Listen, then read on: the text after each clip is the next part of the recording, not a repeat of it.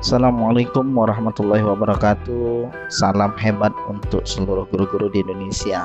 Perkenalkan, nama saya Andi Rosandi Pratama, SPD, salah satu dari calon guru penggerak Angkatan 5 Kota Medan.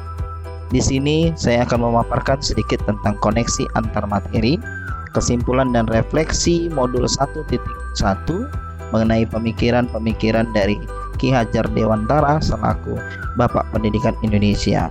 Hal ini saya lakukan dalam rangka penyelesaian tugas modul 1.1.A.8. Belum memberikan kesimpulan dan penjelasan mengenai pemikiran-pemikiran Ki Hajar Dewantara, ada baiknya saya merefleksikan diri dengan 3 pertanyaan yang ada. Pertama, apa yang Anda percaya tentang murid dari pembelajaran di kelas sebelum Anda mempelajari modul 1.1? Kedua, apa yang berubah dari pemikiran atau perilaku Anda setelah mempelajari modul ini? Ketiga, apa yang dapat segera Anda terapkan lebih baik? Poin 1 yang dapat saya percaya tentang murid dan pembelajaran di kelas sebelum saya mempelajari modul 1.1 adalah bahwa pertama, saya meyakini setiap murid memiliki keunikan masing-masing, sehingga saya harus menemukan metode pembelajaran yang tepat untuk murid agar setiap murid merasakan selalu rindu untuk bertemu saya di kelas.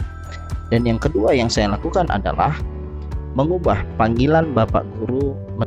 Untuk poin 2 yang merubah pemikiran atau perilaku saya setelah mempelajari modul ini adalah bahwa pemikiran saya lebih terbuka, sehingga saya merasa mulai bisa mengkonsep sebuah metode dan pembelajaran, dan juga saya lebih berani untuk melakukan sesuatu untuk membuat murid lebih nyaman dan gembira di dalam kelas ataupun di luar kelas.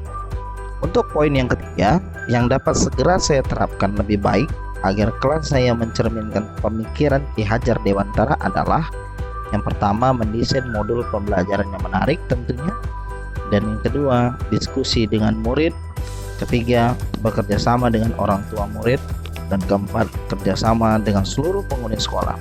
Hal ini penting yang saya lakukan agar target atau sasaran dari pembelajaran untuk siswa atau untuk murid dapat tercapai dengan baik, karena seluruh kerjasama itu sangat dibutuhkan.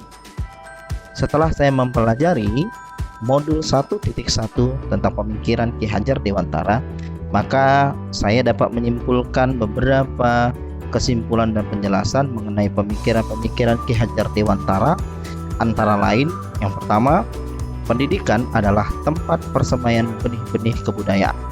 Yang kedua, pendidikan akan membentuk manusia merdeka batin dan merdeka lahir.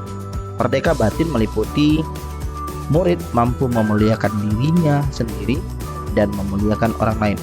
Sedangkan merdeka lahir yaitu murid menjadi manusia yang mandiri.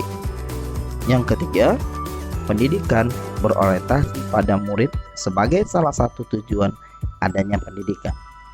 Keempat, pendidikan haruslah melihat kodrat keadaan pada masing-masing murid, yaitu kodrat alam dan kodrat zaman. Kelima, pendidikan menuntun. Pendidikan ini memberikan tugas kepada pendidik untuk mampu menuntun murid dengan segala kekuatan dan kodrat yang ada agar mereka mencapai keselamatan dan kebahagiaan secara lebih optimal.